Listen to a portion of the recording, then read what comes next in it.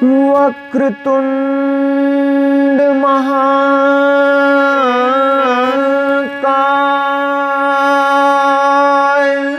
सूर्यकोटि समप्रभ निर्विघ्नं कुरु मे देव सर्वकार्येषु सर्वदा।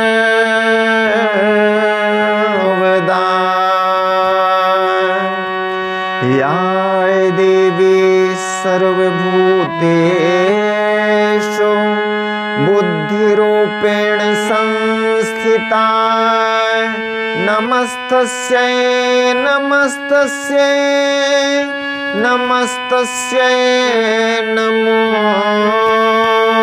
नमः। श्री गुरु चरण सरोज रज निज मन मुकुर सुधार वर्णो रघुवर विमल जसो जो दायक फल चारो। बुद्धिहीन तनु जानिके सुमिरो पवन कुमार बल बुद्धि विद्या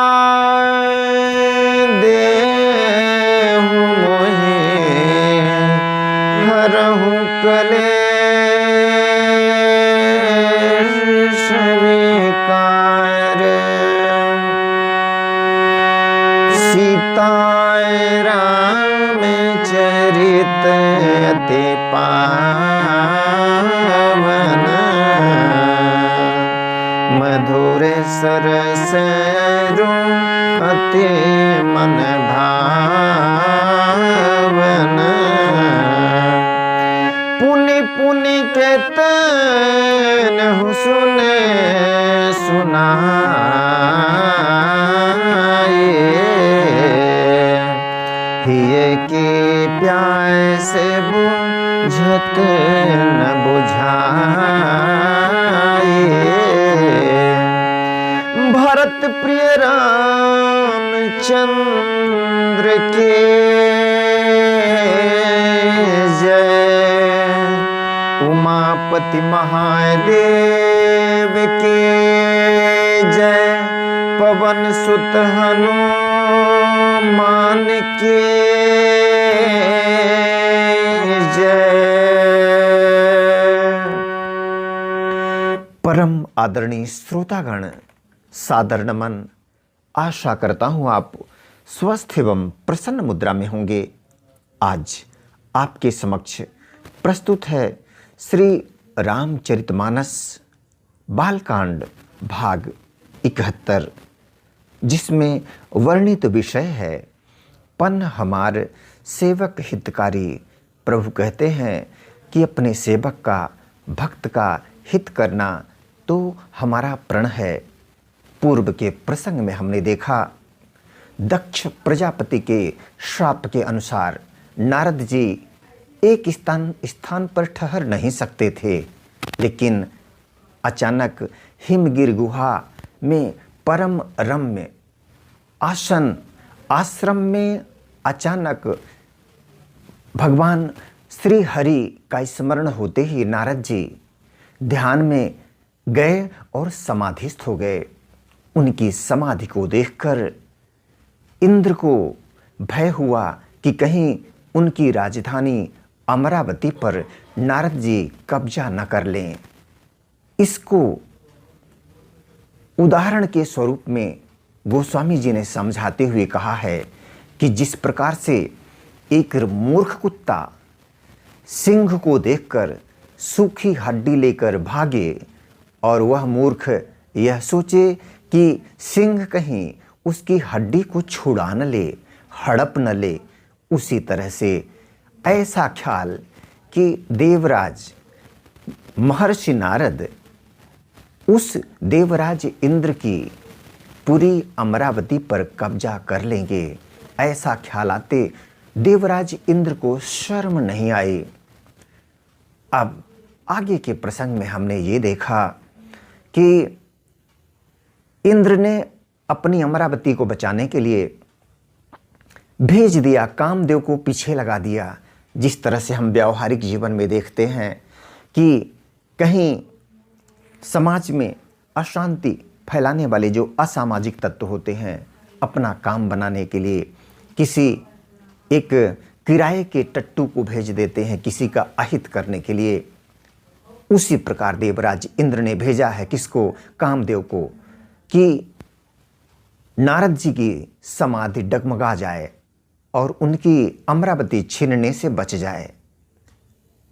कामदेव ने आज्ञानुसार पूरी कोशिश की, लेकिन अंततः सफलता न मिलने पर नारद जी के समक्ष नतमस्तक हो गया। और नारद जी ने जब नतमस्तक हुए कामदेव को देखा तो उन्हें क्रोध नहीं आया, बड़ी सुशीलतापूर्वक क्षमा कर दिया। इस क्षमा को, इस घटनाक्रम को अपनी करनी और नारद जी की करनी सुशीलतापूर्वक क्षमा करने का भाव जाकर इंद्र सभा में कामदेव ने बताया। भूरी भूरी प्रशंसा हुई नारद जी के इस स्वभाव की, और परिणाम यह हुआ कि नारद जी को अहंकार हो गया। किस बात का अहंकार हुआ? कि जीता काम अहमिति मन माही, मैंने काम को जीत लिया। खुशी छिपाए नहीं छिपी, रोके नहीं रुकी। शंकर जी के पास जाते हैं नारद जी।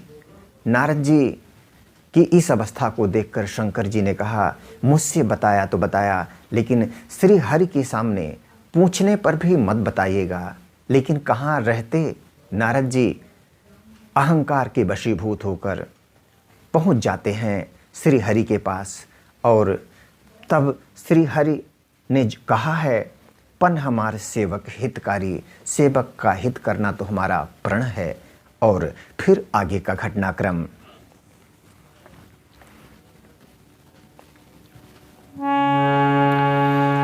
सुनो मुनि मोह होए मन ताके, ज्ञान विराग हृदय नहीं जाके। ब्रह्मचर्य व्रत रतमति धीराय, तुम्हि के करई मनो भव पीरा। ब्रह्मचर्य व्रत रतमति धीराय, तुम्हि के करई मनो भव पीरा।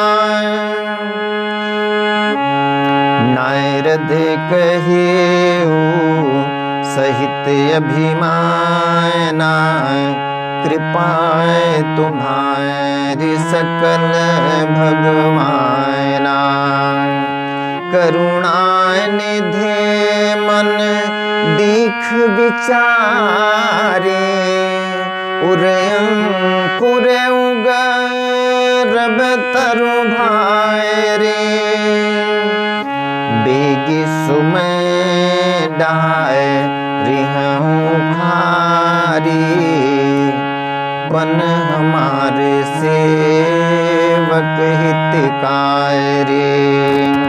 मुनि कर हित मम कौतुक होए, अवश्य उपाय करबि मैं सोई। तबे नारद हरि पद सिरुनाई, चले हृदय मिति अधिकाई। श्रीपति निज माया तब प्रेरे, सुनहु कठिन कर नीति केरी। हे मुनि, नारद जी की अवस्था को देखकर श्री हरि ने कहा, हे मुनि सुनिए, मोह तो उसके मन में होता है जिसके हृदय में ज्ञान वैराग्य नहीं है। आप तो ब्रह्मचर्य व्रत में तत्पर और बड़े धीर बुद्धि हैं। भला कहीं आपको भी कामदेव सता सकता है? नारद जी ने अभिमान के साथ कहा, भगवान यह सब आपकी कृपा है। करुणा निधान भगवान ने मन में विचार कर देखा कि इनके मन में गर्भ के भारी वृक्ष का अंकुर पैदा हो गया है। मैं उसे तुरंत ही उखाड़ फेंकूंगा, क्योंकि सेवकों का हित करना हमारा प्रण है।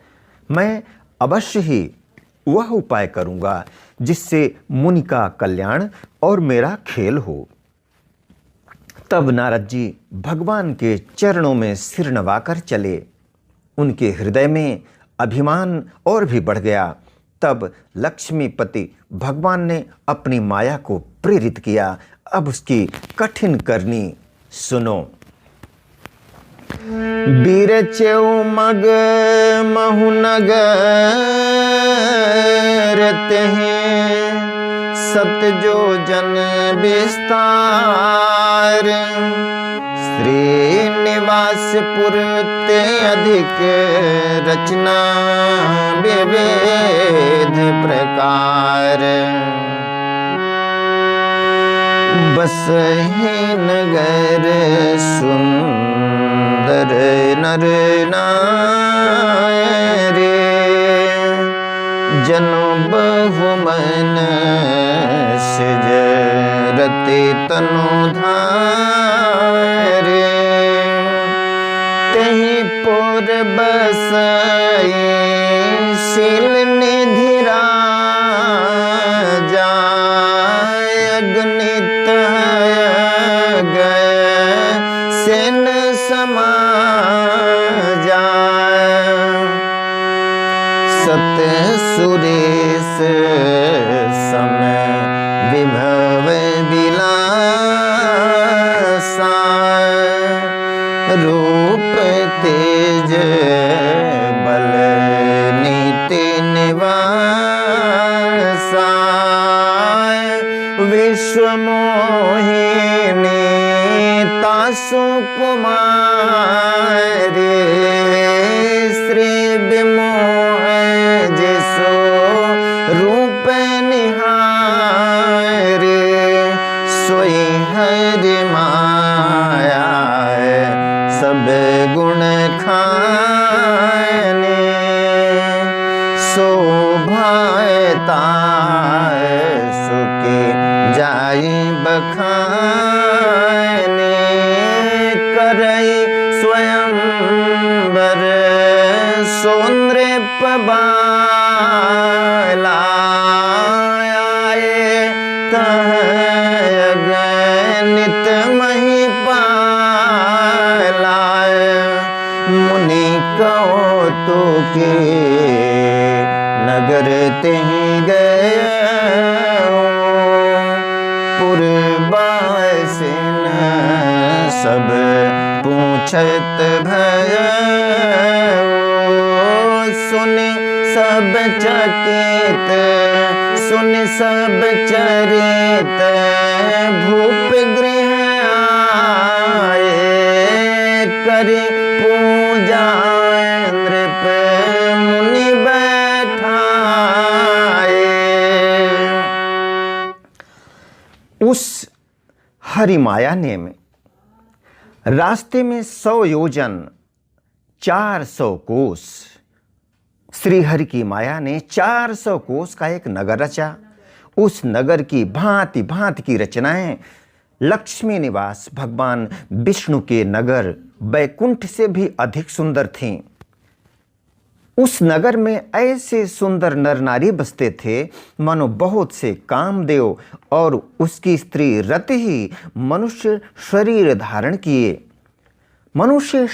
धारण किए हुए हों। उस नगर में शीलनिधि नाम का राजा रहता था, जिसके यहाँ असंख्य घोड़े, हाथी और सेना के समूह टुकड़ियां थे। उसका वैभव और विलास 100 इंद्रों के समान था। वह रूप, तेज, बल और नीति का घर था। उसके विश्व मोहिनी नाम की एक ऐसी रूपवती कन्या थी जिसके रूप को देखकर लक्ष्मी जी भी मोहित हो जाएं। वह सब गुणों की खान भगवान की माया ही थी। उसकी शोभा का वर्णन कैसे किया जा सकता है। वह राजकुमारी स्वयंवर करना चाहती थी। इससे वहां अगणित राजा आए हुए थे।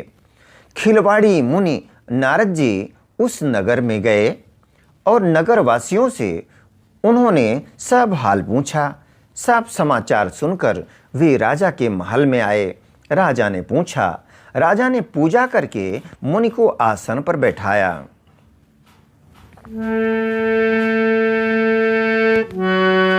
आईनी दिखाई नारद भूपति राजकुमारी रामा, कहु नाथ गुण दोष सब यही के हृदय बेचारी जय जय रामा। राजा ने राजकुमारी को लाकर नारद जी को दिखलाया और पूछा कि हे नाथ, आप अपने हृदय में विचार कर इसके सब गुण दोष कहिए। आदरणीय श्रोतागण, आज्ञा दें इसी प्रसंग के साथ। मिलेंगे पुनः एक नए प्रसंग के साथ। तब तक स्वस्थ रहें, प्रसन्न रहें। वीडियो देखने के लिए धन्यवाद एवं आभार। जय श्री राम।